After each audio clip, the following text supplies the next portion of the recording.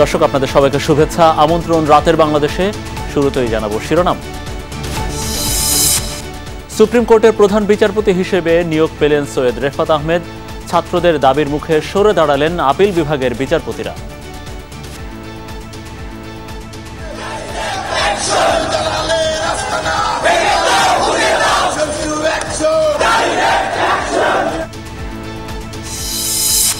সব খারাপ আইন বাতিলের কিংবা সংস্কারের কথা জানালেন আসিফ নজরুল। পাচার হওয়া টাকা ফেরত আনার উদ্যোগ নেওয়া হবে বললেন অর্থ উপদেষ্টা। আমাদের এখন ইমিডিয়েট আইন শৃঙ্খলা, ল অ্যান্ড অর্ডারটাকে স্ট্রিপ করা, এটা যদি আমরা না করতে পারি তবে কিন্তু অন্যগুলো থেমে যাবে। পীরগঞ্জে আবু সাইদের কবর জিয়ারত করে পরিবারকে সান্ত্বনা দিলেন প্রধান উপদেষ্টা ডক্টর ইউনূস। বেগম রোকেয়া বিশ্ববিদ্যালয়ের শিক্ষক শিক্ষার্থীদের সাথে মতবিনিময়। আবু সাইদ এখন ঘরে ঘরে, প্রত্যেক ঘরে আবু সাইদ, এবং বাংলাদেশের যত পরিবার আছে সব পরিবারের সন্তান, এবং বাংলাদেশে এখানে জাতি ধর্ম নির্বিশেষে সবারই সন্তান। আন্দোলনে গুলিবিদ্ধ অনেকে চিকিৎসা নিচ্ছেন সিএমএইচে। 17 জনের জটিল অপারেশন। জীবন মৃত্যুর সন্ধিক্ষণে জগন্নাথের সাজিদ। আমার আল্লাহ আমার বাবাকে জান ফিরে দেয়, সবাই জান আমার বাবার জন্য দোয়া করে, দেশের জন্য আমার বাবা গুলি খাইছে। সংখ্যালঘুদের ঘরবাড়ি, ধর্মীয় স্থাপনা ভাঙচুর, লুটপাটের অভিযোগে শাহবাগে আবারও বিক্ষোভ।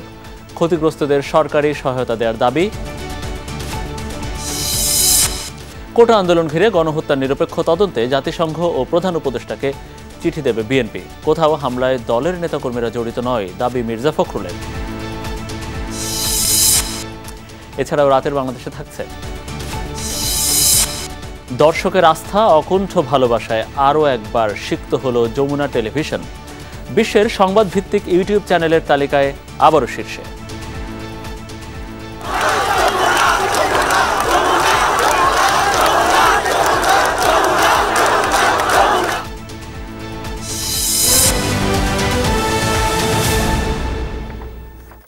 দর্শক, এতক্ষণ আপনারা শিরোনামগুলো দেখছিলেন রাতের বাংলাদেশে। আপনাদের সাথে আছি আমি মনিরুল ইসলাম।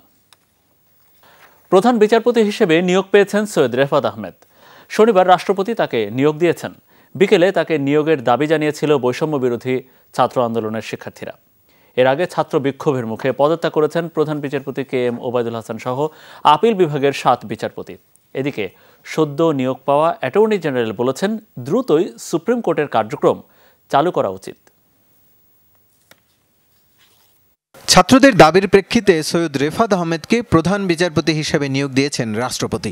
শনিবার বিকেলে এই দাবি জানিয়েছিল বৈষম্য বিরোধী ছাত্র আন্দোলন। সময় বেঁধে দিয়েছিল রোববার সকাল 9টা পর্যন্ত। তার আগে রাতেই এলো ঘোষণা। সৈয়দ রেফাত আহমেদ এর আগে হাইকোর্ট বিভাগের বিচারপতি ছিলেন। 2003 সালে হাইকোর্টের অতিরিক্ত বিচারপতি হিসেবে তাকে নিয়োগ দেওয়া হয়। ঢাকা বিশ্ববিদ্যালয় থেকে স্নাতক ও অক্সফোর্ড ইউনিভার্সিটি থেকে স্নাতকোত্তর সম্পন্ন করেন তিনি। এর আগে প্রধান বিচারপতি সহ সুপ্রিম কোর্টের বিচারপতিদের পদত্যাগের দাবিতে বিক্ষোভ করে বৈষম্য বিরোধী ছাত্র আন্দোলন। ঢাকা বিশ্ববিদ্যালয়ের কার্জন হলের সামনে থেকে মিছিল নিয়ে সুপ্রিম কোর্ট চত্বরে জড়ো হন শিক্ষার্থীরা। তাদের সঙ্গে যোগ দেয় বিভিন্ন শিক্ষা প্রতিষ্ঠানের কয়েক হাজার শিক্ষার্থী। একটার মধ্যে প্রধান বিচারপতি সহ অন্যান্য বিচারপতি যদি পদত্যাগ না করে, তাহলে তাদেরকে আমরা গণভবন এবং সংসদ ভবনের চিত্র মনে করিয়ে দিতে আমরা বলতে চাই, স্পষ্ট করে দিতে চাই, একটার মধ্যে তারা পদত্যাগ করবেন এবং এই পদত্যাগের মধ্য দিয়ে ফ্যাসিবাদের সমূল উৎপাটন ঘটবে। সময় যত গড়ায় বাড়ে বিক্ষোভের মাত্রা।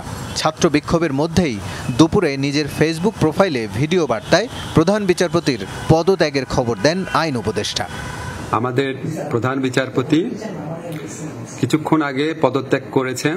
ওনার পদত্যাগ পত্র ইতিমধ্যে আইন মন্ত্রণালয়ে এসে পৌঁছেছে।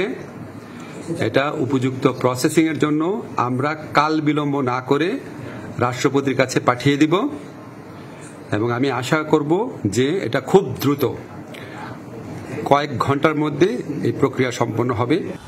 পরে সরে দাঁড়ান আপিল বিভাগের 5 বিচারপতিও। এ সময় আপিল বিভাগের বিচারপতি আশফাকুল ইসলামকে ভারপ্রাপ্ত প্রধান বিচারপতি নিয়োগের কথা শোনা গেলে তাতে আপত্তি জানায় শিক্ষার্থীরা। এ অবস্থায় মানুষের মৌলিক অধিকার রক্ষায় দ্রুত উচ্চ আদালত চালু করা জরুরি বলে জানান নতুন attorney general. Doctrine of necessity তত্ত্ব যদি সাংবিধানিকভাবে স্বীকৃতি পায়, তাহলে বর্তমান বাংলাদেশে যে পরিস্থিতি বিরাজ করছে, সেই পরিস্থিতিতে একটা অন্তর্বর্তীকালীন সরকার গঠনের বিকল্প যেমন কিছু নাই, এবং এইখানেই সবচেয়ে best application of doctrine of necessity. আন্দোলনের সুফল ধরে রাখতে ন্যায় বিচার প্রতিষ্ঠা এখন বড় কাজ বলে জানান তিনি। রাসেল আহমেদ, যমুনা নিউজ, ঢাকা। রাষ্ট্রীয় প্রতিষ্ঠানকে গড়ে তোলা হয়েছিল জনগণের নিপীড়নের জায়গা হিসেবে, তাই যত দ্রুত সম্ভব বিতর্কিত সব আইন বাতিল কিংবা সংস্কার করা হবে বলে জানিয়েছেন আইন উপদেষ্টা ডক্টর আসিফ নজরুল।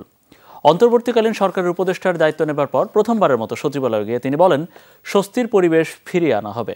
আইন বিভাগের সঙ্গে বৈঠকে ছাত্র জনতার বিরুদ্ধে মামলা 3 দিনের মধ্যে প্রত্যাহারের সিদ্ধান্ত হয়।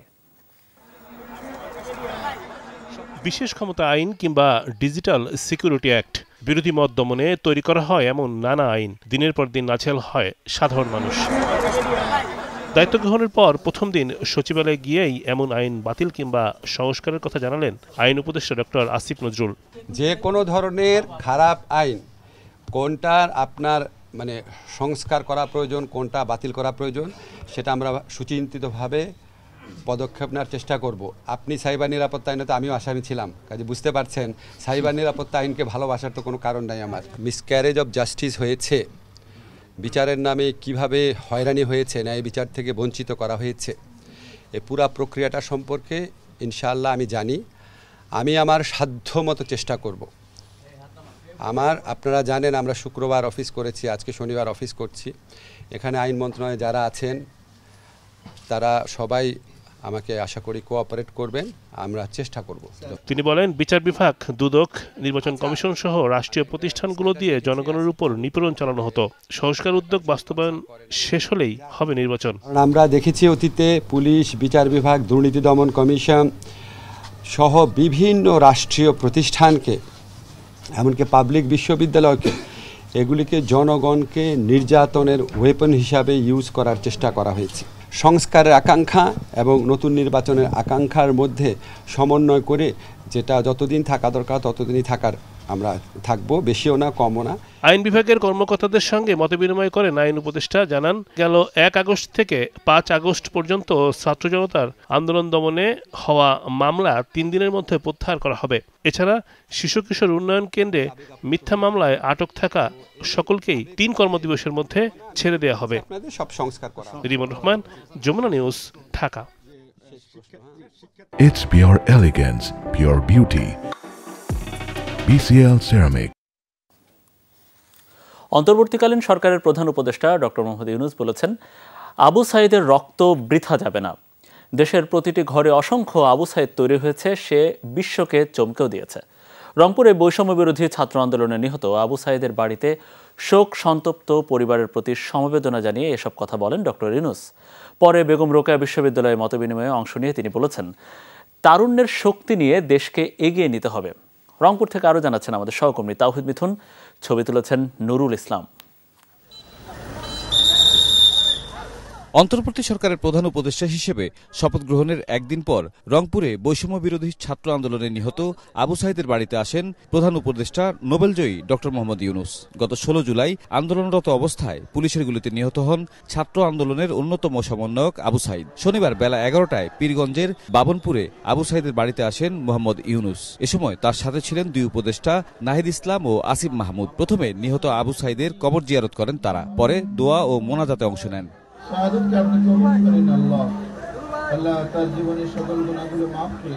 কবর জিয়ারতের পর আবু সাঈদের শোকাহত বৃদ্ধ পিতামাতা ও পরিবারের সদস্যদের সাথে দেখা করেন প্রধান উপদেষ্টা সহ অন্য 2 উপদেষ্টা। তাদের সাথে কথা বলেন ও সান্ত্বনা দেন প্রধান উপদেষ্টা। এ সময় তৈরি হয় এক হৃদয় বিদারক পরিবেশ।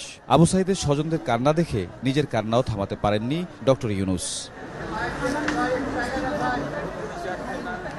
বৈষম্য বিরোধী ছাত্র আন্দোলনের অন্যতম 2 সমন্বয়ক বর্তমান উপদেষ্টা নাহিদ ও আসিফও কান্নায় স্মরণ করেন তাদের সহযোদ্ধাকে। পরিবারের হাতে জাতীয় পতাকা তুলে দিয়ে আবু সাঈদকে রাষ্ট্রীয় বীর হিসেবে উল্লেখ করেন প্রধান উপদেষ্টা। আবু সাইদকে গোটা দেশের মানুষের বিপ্লবের প্রতীক হিসেবে আখ্যা দেন তিনি। এই আবু সাইদ এখন এক পরিবারের সন্তান না, বাংলাদেশের যত পরিবার আছে তাদেরই সন্তান, এবং তারা অধিকার তাকায় থাকবে। যারা ছোট ছেলে মেয়ে বড় হবে, তারা স্কুলে পড়বে আবু সাইদের কথা, নিজে নিজে প্রস্তুত হবে, আমিও ন্যায়ের জন্য লড়ব। ছাত্ররা যে স্বপ্ন নিয়ে আন্দোলন করেছিল তা পূরণেরও আশ্বাস দেন ডক্টর ইউনূস। নিহত আবু সাইদের বাড়িতে প্রধান উপদেষ্টার আগমনকে কেন্দ্র করে জমায়েত হয় হাজারো মানুষ। স্লোগানে ছিল বিপ্লবী প্রতিবাদ আর হত্যাকাণ্ডের বিচার দাবি। আবু সাইদের বাড়ি থেকে পরে রংপুরে তার শিক্ষা প্রতিষ্ঠান বেগম রোকেয়া বিশ্ববিদ্যালয়ে আসেন ডক্টর ইউনূস। বিশ্ববিদ্যালয়ের প্রশাসনিক ভবনের হলরুমে কোটা বিরোধী আন্দোলনে অংশ নেয়া শিক্ষার্থীদের সাথে মতবিনিময় সভায় অংশ নেন তিনি। নানা বিষয় আছে, সামাজিক ব্যবসার কথা বলি, সেটার জন্য বিখ্যাত হয়ে আছে। সূচনা বক্তব্যে প্রধান উপদেষ্টা বলেন, শিক্ষার্থীদের আন্দোলন আবারও প্রমাণ করেছে তারুণ্যই শক্তি। সংখ্যালঘু সম্প্রদায়ের উপর হামলা ও দেশের চলমান নাশকতার সমালোচনা করে তিনি বলেন, আন্দোলনের মাধ্যমে অর্জিত বিজয় যাতে হাতছাড়া না হয় সে বিষয়ে সজাগ থাকতে হবে। আমাকে তো পৃথিবীর বিভিন্ন দেশে বিভিন্ন গ্রামে নিয়ে যায়, বাংলাদেশের সঙ্গে কারো তুলনা হয় না। মানুষের প্রাণ শক্তি, তার কিছু না, তার কাছে টাকা নাই, পয়সা নেই, কিন্তু সাংঘাতিক রকমের আগ্রহ আছে। শিক্ষার্থীদের দাবি অনুযায়ী বিমানবন্দরগুলোতে প্রবাসীদের হয়রানি করা হবে না বলেও আশ্বস্ত করেন ডক্টর মোহাম্মদ ইউনূস। পরে দীর্ঘক্ষণ শিক্ষার্থীদের নানা বিষয়ে মতামত শোনেন প্রধান উপদেষ্টা। দেশের নানা সেক্টরে দুর্নীতি রোধ সহ সব মানুষের জন্য সমান সুযোগ সৃষ্টির পদক্ষেপ গ্রহণের দাবি জানান শিক্ষার্থীরা।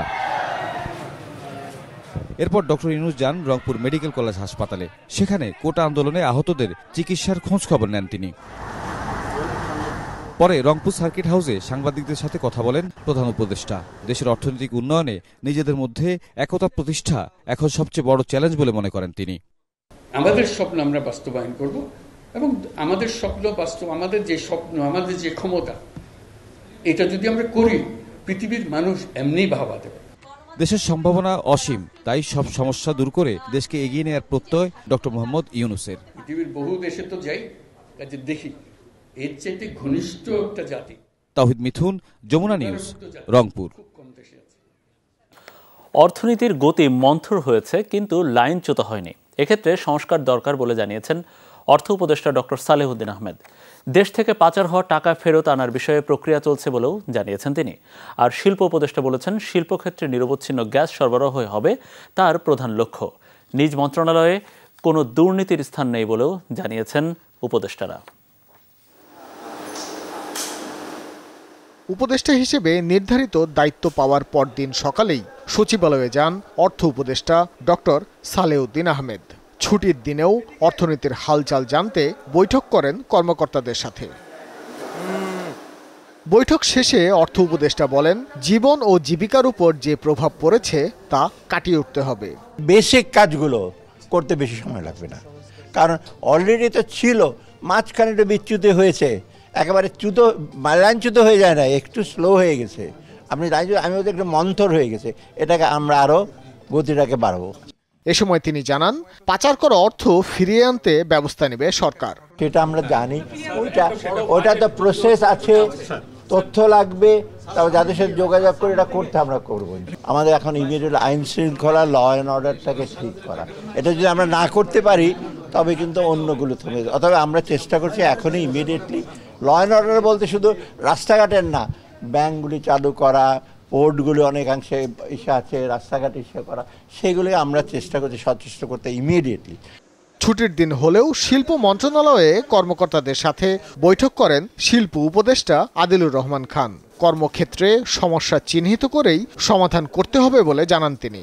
আমরা শিল্পক্ষেত্রে যেটা বললাম আর কি, যে এই দিকগুলো সামনের দিকে আমাদের হচ্ছে এখানে কিছু আন্তঃ মন্ত্রণালয়গত আমাদের আলোচনা আছে এই কাজগুলো করার ক্ষেত্রে, এবং যেটা বললাম গ্যাসের চাহিদাটা আছে মন্ত্রণালয় চালানোর জন্য, ঘোড়াশালের ক্ষেত্রেও কিছুটা আছে।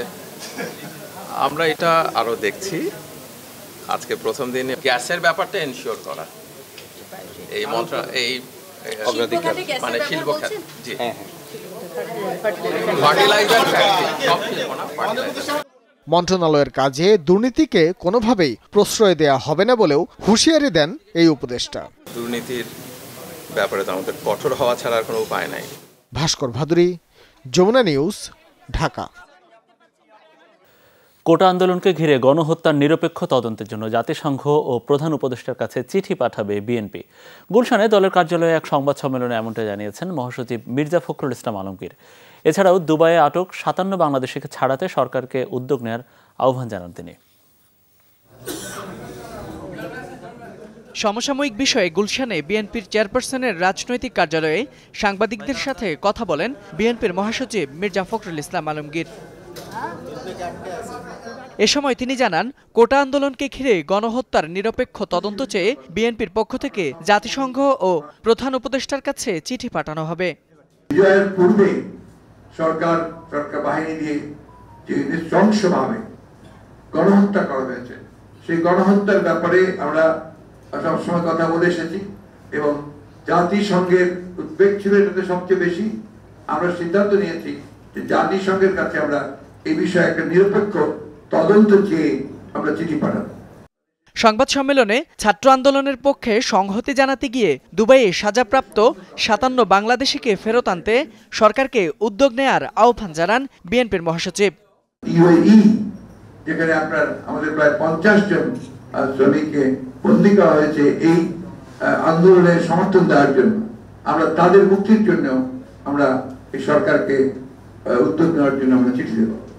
এছাড়া সংখ্যালঘুদের উপর হামলার বিষয়ে মির্জা ফখরুল ইসলাম বলেন, বিভিন্ন দেশে সংখ্যালঘুদের নিয়ে বিভ্রান্তিকর সংবাদ প্রচার হচ্ছে। বিচ্ছিন্নভাবে কিছু জায়গায় হামলা হলেও তা সাম্প্রদায়িক নয় বলেও মন্তব্য করেন তিনি। দেশে এবং বিদেশে কিছু কিছু গণমাধ্যমে বাংলাদেশের বর্তমান পরিস্থিতি নিয়ে বিভ্রান্তিকর আপনার খবর সংবাদ পরিবেশন করা হচ্ছে, যা আমরা মনে করি যে একেবারেই সঠিক নয়।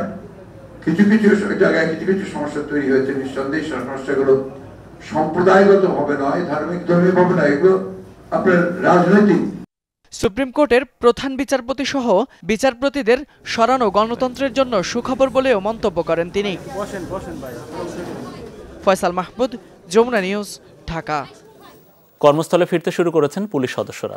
এরই মধ্যে সারা দেশের 639টি থানার মধ্যে 538টিতে সীমিত পরিসরে কার্যক্রম শুরু হয়েছে। বাকি থানাগুলো চালু করতে চলছে ক্ষতিগ্রস্ত পুলিশ ব্যারাক ও স্থাপনার সংস্কার কাজ। সেনাবাহিনীর তত্ত্বাবধানে থানার নিরাপত্তায় রয়েছে আনসার সদস্যরা। তবে সবকিছুর আগে আস্থা ফিরিয়ে আনার তাগিদ দিয়েছেন পুলিশ সদস্যরা। অন্যথায় সেবা বঞ্চিত সাধারণ মানুষের দুর্ভোগও সামনে আরও বাড়বে। রাজধানীর খিলক্ষেত থানা দেখে বোঝার উপায় নেই যে এটা থানা ছিল। পুরো ভবনেই অবশিষ্ট কিছু নেই, ছাই ভস্যের স্তূপ ছাড়া। 3 তলা ভবনের নিচ তলা থেকে উপরতলা সব জায়গায় অঙ্গার হওয়ায় এখানে থানার কার্যক্রম শুরু করা সম্ভব নয়। এভরিথিং পুরা থানায় আপনার পুরা থানায় জ্বলে গেছে, আর কি দেখাবো, কিছুই তো নাই। থানা তো সম্পূর্ণ যা কিছু ছিল সব জ্বালায় বালাইছে। এমন অবস্থায় বন্ধ থানার পুরো কার্যক্রম। সেবা না পেয়ে ফিরে যাচ্ছেন ভুক্তভোগীরা। না আসার কারণে হচ্ছে কি কিছু দুর্চোরকে মানে কিছু টোকাই মোকে বিভিন্ন কিন্তু সারা রাত্র ধরে ডাকাইতের মানে প্যারা খাচ্ছি আমরা। তো আমরা চাচ্ছি তারা তাড়াতাড়ি কাম ব্যাক করুক। অনেক মানুষ ওই সময় দেখলাম যে সেবা নেওয়ার জন্য আসতে।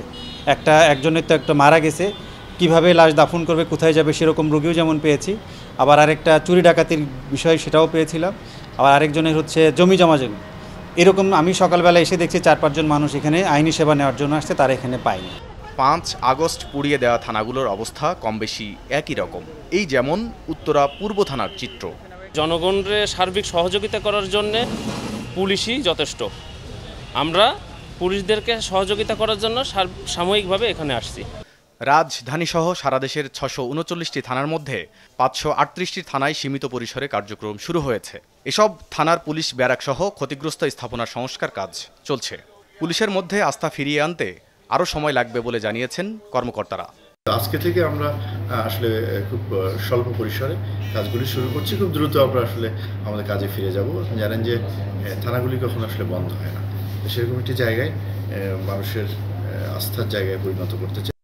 ঘটনার পর থেকে ক্ষতিগ্রস্ত এইসব থানার নিরাপত্তা দিচ্ছেন আনসার সদস্যরা। সার্বিক তত্ত্বাবধানে রয়েছেন সেনাবাহিনী। সেবা চালু করতে নেওয়া হচ্ছে বিকল্প ব্যবস্থাও।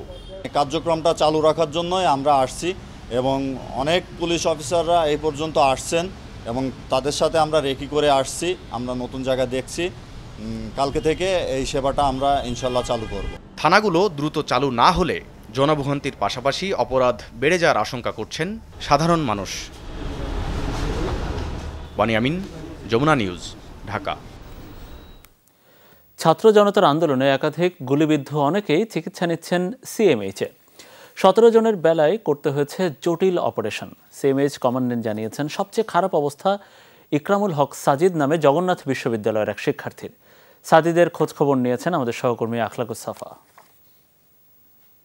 আমার আল্লাহ আমার বাবাকে জান ফিরে দেয়, সবাই যেন আমার বাবার জন্য দোয়া করে।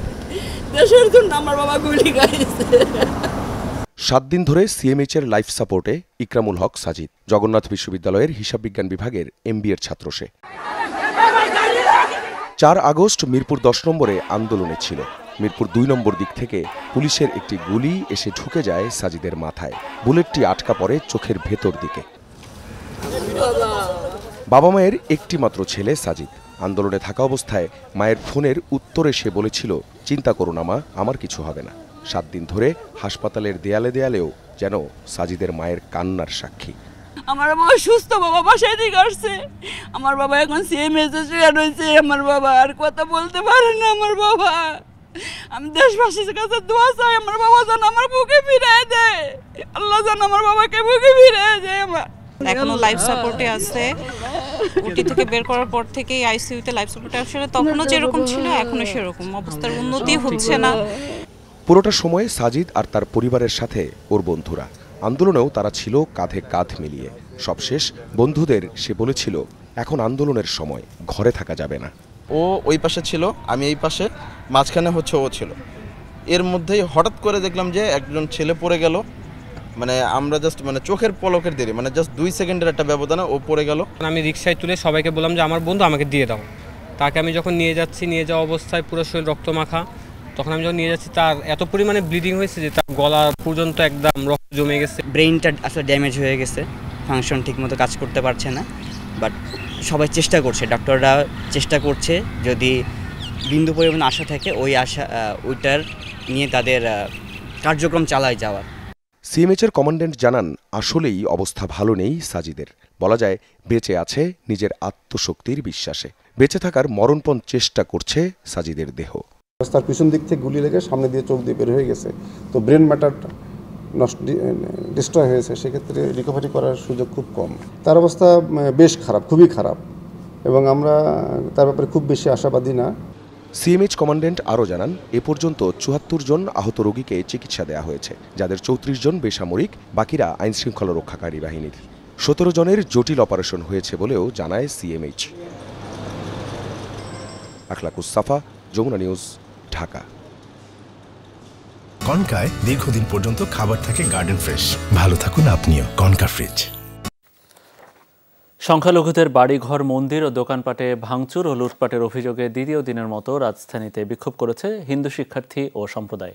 বিকেলে শাহবাগ মোড় অবরোধ করে বিক্ষোভে আন্দোলনকারীরা 8 দফা দাবি তুলে ধরেন। অভিযোগ করেন, দেশে ক্ষমতার পালাবদল হলেই হিন্দুদের উপর নির্যাতন শুরু হয়, ভাঙচুর করা হয় তাদের বাড়িঘর।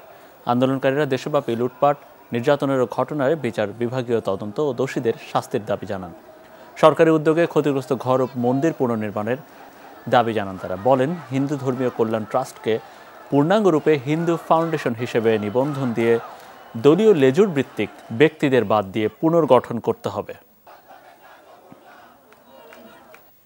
আমরা বাংলাদেশে স্বাধীনভাবে বাঁচতে চাই, কোনো বৈষম্য চাই না, মন্দিরে পাহারা চাই না, মন্দিরে আগুন দেওয়া চলবে না। একটাই কথা, আমাদেরকে নিরাপত্তা দিতে, আমরা স্বাধীন দেশের স্বাধীন নাগরিক হিসেবে বাঁচতে চাই। যে স্টুডেন্টরা আন্দোলন করছে, আমরা চাই তাদের মাধ্যমে এগুলো সুরক্ষিত থাকুক। আমাদের জীবনের নিরাপত্তা চাই, আমাদের সংখ্যালঘুদের নিরাপত্তা চাই। যে হিন্দুদের উপর যত অত্যাচার হয়েছে সবগুলার সুষ্ঠু তদন্ত হোক। যখনই দেশে কোনো অরাজকতা হয় না কেন, সংখ্যালঘুদের সবার আগে বেছে বেছে নির্যাতন করা হয়। এইবারও তার কিন্তু ব্যতিক্রম হয়নি। এদিকে সনাতন ধর্মাবলম্বীদের উপরে হামলা, নির্যাতন, মন্দির, মঠ, ঘরবাড়ি ভাঙচুর ও অগ্নিসংযোগের প্রতিবাদে সমাবেশ ও মানববন্ধন হয়েছে বেশ কয়েকটি জেলায়। শনিবার বিকেলে নারায়ণগঞ্জ প্রেস ক্লাব থেকে চাষাড়া গোল চত্বর পর্যন্ত মানববন্ধন কর্মসূচি পালিত হয়। এর আগে বিভিন্ন পাড়া মহল্লা ও মন্দির থেকে খণ্ড খণ্ড মিছিল নিয়ে সনাতন ধর্মের মানুষরা জড়ো হন। ঘণ্টাব্যাপী মানববন্ধন শেষে চাষাড়া গোল চত্বরে গিয়ে সমাবেশ করে তারা। এ সময় তারা মন্দির, বাড়িঘরে হামলা ভাঙচুর ও আগুন দেওয়ার অভিযোগ করেন।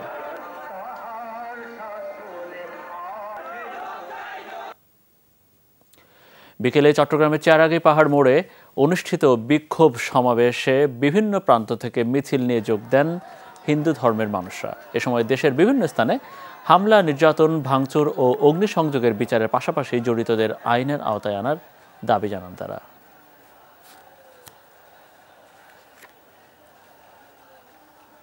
জিপিএইচ কোয়ান্টাম B600TR বাংলাদেশের উচ্চ শক্তি সম্পন্ন একমাত্র রড। বঙ্গবন্ধু কন্যা ও সাবেক প্রধানমন্ত্রী শেখ হাসিনাকে দেশে ফেরানোর দাবিতে গোপালগঞ্জে শোডাউন করেছে আওয়ামী লীগের নেতাকর্মীরা। এ সময় সংঘর্ষের ঘটনা ঘটেছে। বিকেলে সদর উপজেলার গোপীনাথপুরে সাবেক প্রধানমন্ত্রী শেখ হাসিনার পক্ষে আওয়ামী লীগের নেতাকর্মীরা জড়ো হয়। তারা ঢাকা-খুলনা মহাসড়ক অবরোধ করে বিক্ষোভ করতে থাকেন। জেলা ক্যাম্পের লেফটেন্যান্ট কর্নেল মাকসুদুর রহমান জানিয়েছেন, স্থানীয়দের রাস্তা থেকে সরিয়ে দিতে গেলে সেনাবাহিনীর সদস্যদের উপর ইট পাটকেল ছুড়তে থাকে তারা। এক পর্যায়ে সেনা সদস্যরা বিক্ষোভকারীদের ছত্রভঙ্গ করতে লাঠিচার্জ করলে উত্তেজিত হয়ে কর্মীরা গাড়ি ভাঙচুর করে এবং আগুন ধরিয়ে দেয়। সংঘর্ষে 4 সেনা সদস্য, কয়েকজন সংবাদকর্মী ও স্থানীয় 11 জন আহত হয়েছেন। গুলিবিদ্ধ রয়েছে 2 জন। ঢাকা বিশ্ববিদ্যালয়ের উপাচার্য অধ্যাপক ডক্টর মাকসুদ কামাল পদত্যাগ করেছেন। শনিবার শিক্ষা মন্ত্রণালয়ের সচিবের মাধ্যমে তিনি তার পদত্যাগপত্র জমা দেন। শিক্ষার্থী ও বিশ্ববিদ্যালয়ের স্বার্থে পদত্যাগের কথা জানিয়েছেন তিনি। এছাড়া বিশ্ববিদ্যালয়ের প্রক্টর, সহকারী প্রক্টর ও 7 হলের প্রভোস্ট পদত্যাগ করেছেন। তারা জানিয়েছেন, প্রেক্ষাপট পরিবর্তন হয়েছে, কোনো চাপ না থাকলেও শিক্ষার স্বাভাবিক পরিবেশের স্বার্থে তারা সরে দাঁড়িয়েছেন। 1 মাসের বেশি সময় ধরে চলে শিক্ষার্থীদের আন্দোলন। বিশ্ববিদ্যালয়ের ক্যাম্পাস ছাপিয়ে তার রেশ ছড়িয়ে পড়ে রাজপথে ও সরকারে। শিক্ষার্থীরা যখন বৈষম্য দূরীকরণের দাবিতে রাজপথে, শিক্ষকরাও তখন পেনশন স্কিম বাতিলের দাবিতে। কোনো কোনো শিক্ষক শিক্ষার্থীদের আন্দোলনের পক্ষে মত দিলেও বেশিরভাগই ছিলেন নীরব। আন্দোলন, সহিংসতা, প্রাণহানির পর অন্তর্বর্তী সরকার দায়িত্ব নিলে দাবি ওঠে বিশ্ববিদ্যালয় প্রশাসনে পরিবর্তন। শনিবার পদত্যাগ করেছেন বিশ্ববিদ্যালয়ের উপাচার্য ও আওয়ামী লীগ সমর্থিত শিক্ষকদের সংগঠন নীল দলের সাবেক আহ্বায়ক অধ্যাপক মাকসুদ কামাল। শিক্ষা মন্ত্রণালয়ের সচিবের মাধ্যমে পদত্যাগপত্র জমা দিয়েছেন তিনি। পট পরিবর্তনের পরপরই সরে গেছেন শামসুন নাহার, রোকেয়া, জহুরুল হক, বিজয় 71 ও জিয়া হলের প্রভোস্ট সহ 7 জন। আগেই পদত্যাগ করেছেন বিশ্ববিদ্যালয়ের রেজিস্ট্রার। এছাড়া ব্যক্তিগত কারণ দেখিয়ে দায়িত্ব থেকে সরে দাঁড়িয়েছেন প্রক্টর ও সহকারী প্রক্টর সবাই। পরিবর্তিত সিচুয়েশনে দায়িত্ব পালন করা সম্ভব হচ্ছে না, এই জন্য আমরা মূলত পদত্যাগ করেছি। সবাই মিলেই করেছি। মনে করেছি যে নতুন সিচুয়েশন, নতুন ভাবে ছাত্রদের জন্য আমরা এই আন্দোলনের সময় আমাদের জায়গা থেকে সর্বোচ্চ করার চেষ্টা করেছি। শিক্ষকদের কল্যাণে কাজ করতেই চেয়েছিলাম, তো সেটা পরিপূর্ণভাবে করতে পারিনি বলে আমি করছি, জায়গা থেকে সরে গেছি। এই জানা গেছে, বিশ্ববিদ্যালয়ের ভিসি ও প্রক্টরকে সরে দাঁড়ানোর দাবি উঠলে বৈঠক করে সবাই এই সিদ্ধান্ত নেন। রাসেল আহমেদ, যমুনা নিউজ, ঢাকা। বৈষম্য বিরোধী ছাত্র আন্দোলনের শহীদদের স্মরণে জাতীয় সংসদ ভবন প্রাঙ্গণে মোমবাতি প্রজ্বলন করা হয়। রাত 9টায় এই আয়োজনে শিক্ষার্থী ছাড়াও নানা শ্রেণী পেশার মানুষ অংশ নেন। এ সময় শিক্ষার্থীরা বলেন, বাংলাদেশে আর কোনো বৈষম্যের ঠাঁই নেই, কারণ বহু জীবনের বিনিময়ে স্বাধীনতা অর্জিত হয়েছে। রাষ্ট্রের সম্পদ রক্ষায় সকলকে এগিয়ে আসার আহ্বান জানান তারা। সংসদ ভবনের ভেতরে ও বাইরে এরই মধ্যে পরিচ্ছন্নতা কার্যক্রম শেষ করা হয়েছে। এছাড়া রাস্তায় ট্রাফিক পুলিশ না নামা পর্যন্ত যানবাহন নিয়ন্ত্রণ কার্যক্রম চলবে বলে জানান আয়োজকরা। আবারও শীর্ষে যমুনা টেলিভিশন। দর্শকের আস্থা আর অকুণ্ঠ ভালোবাসার অনন্য স্বীকৃতি বারবার মিলছে। শুরু থেকেই যে আন্তরিকতা আর নিরপেক্ষতা বজায় রেখে কাজ করার ব্রত নিয়ে মাঠে নেমেছিল টিম যমুনা, তা অব্যাহত রাখার প্রাপ্তি এই অর্জন। বিশ্বের সংবাদভিত্তিক ইউটিউব চ্যানেলের তালিকায় আবারও প্রথম স্থানে যমুনা টেলিভিশন। যুক্তরাষ্ট্র ভিত্তিক বিশ্লেষক সংস্থা সোশ্যাল ব্লেড জানাচ্ছে এই তথ্য।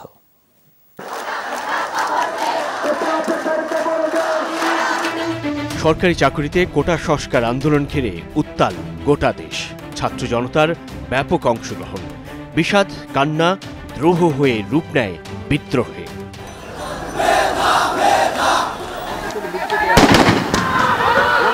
কত কত প্রাণ যায়, একজন আবু সাঈদ গুলিবিদ্ধ হয়ে প্রাণ বিলায় রাজপথে। যমুনার পর্দায় গোটা বিশ্ব দেখে সেই দৃশ্য।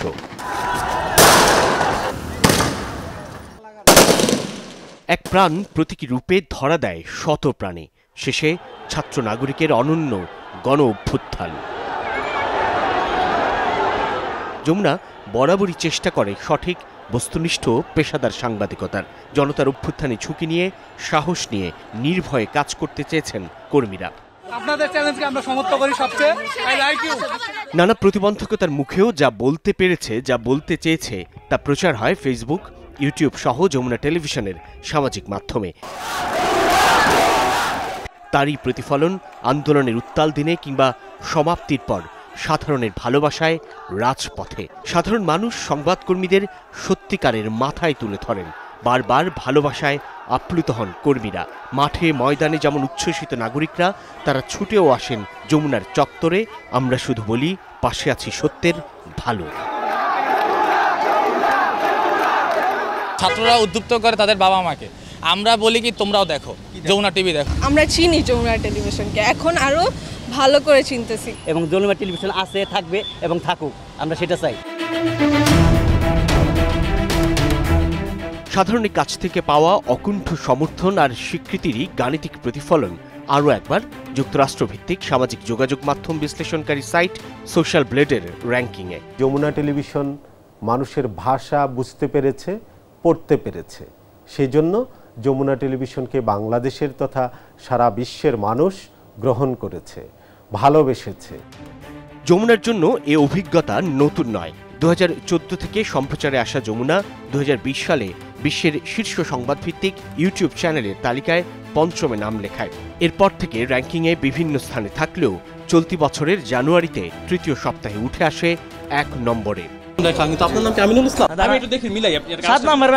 চেয়ারম্যান সাহেব বলেছিলেন, যমুনা সত্যকে সত্য বলবে, মিথ্যাকে মিথ্যা বলবে, কালোকে কালো বলবে, সাদাকে সাদা বলবে। এই যে মন্ত্র চেয়ারম্যান সাহেবের, এই মন্ত্রে উজ্জীবিত হয়ে আমাদের প্রতিটি কর্মী মাঠে কাজ করেছে। বাধা বিপত্তিকে খুব বড় করে না দেখে আমি যতটুকু পারছি আমার সামর্থ্য অনুযায়ী আমি ততটুকু করছি কিনা, আমি পেশাদারিত্বের পরিচয় দিচ্ছি কিনা, সেটা খুবই গুরুত্বপূর্ণ।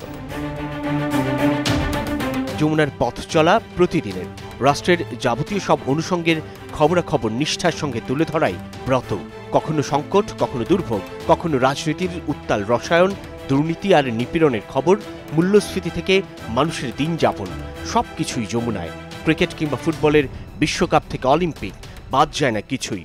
আর যমুনার আইডেস্ক, সে তো নিঃসন্দেহে সাধারণ মানুষের কাছে বিশ্ব আর বিশ্ব রাজনীতির নির্ভরশীলতা। যমুনার কর্মীরা চষে বেড়ায় গোটা দেশ। প্রান্ত আর কেন্দ্রের মধ্যে সম্পূর্ণ যোগাযোগ এই চ্যানেলে। এই পর্দায় আছে 24 ঘন্টা আর রাজনীতি, সেই রাজনীতি। পানি লাগবে? পানি পানি আছে, হ্যাঁ, এরকম একটা বোতল আছে। মুগ্ধ আমাদের জন্য অনেকগুলো পানির বোতল রেখে গিয়েছে। সোশ্যাল ব্লেডের র্যাঙ্কিংয়ে বিশ্বের শীর্ষ সংবাদভিত্তিক ইউটিউব চ্যানেলের স্বীকৃতি নিশ্চয়ই বড় অর্জন। তবে যমুনার লক্ষ্য কেবল র্যাঙ্কিং নয়, আত্মতুষ্টিতে ভোগার সুযোগ নেই সাংবাদিক, সংবাদকর্মী কিংবা গণমাধ্যমের। যমুনা টেলিভিশন চায় শুধু দেশ ও মানুষের কল্যাণে গণমাধ্যমের মূল চরিত্রে থাকতে। সাইফুদ্দিন রবিন, যমুনা নিউজ, ঢাকা।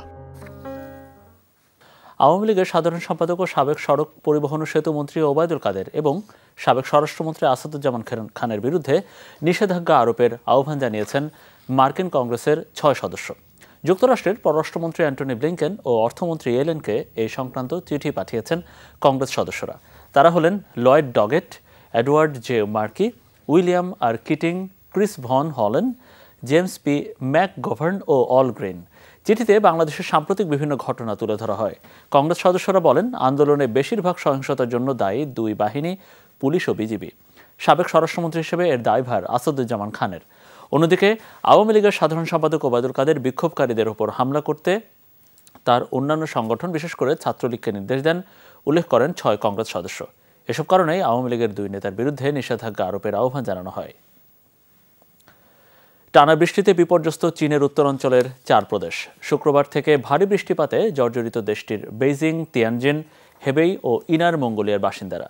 টানা বৃষ্টিতে পাহাড়ি ঢল ও নদীর পানি বেড়ে সৃষ্টি হয়েছে জলাবদ্ধতা, ফলে আটকা পড়েছেন এসব অঞ্চলের বহু মানুষ। আবহাওয়া বিভাগ জানিয়েছে এখন পর্যন্ত 70 মিলিমিটার পর্যন্ত বৃষ্টিপাত রেকর্ড করা হয়েছে।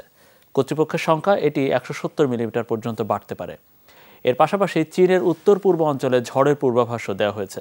উপদ্রুত এলাকাগুলোয় জারি করা হয়েছে সতর্কতা। দর্শক, আমরা শেষ করতে চাই, আর এই ছিল আমাদের রাতের বাংলাদেশের আয়োজনে। এতক্ষণ আমাদের সাথে থাকার জন্য আপনাদের সবাইকে অনেক অনেক ধন্যবাদ।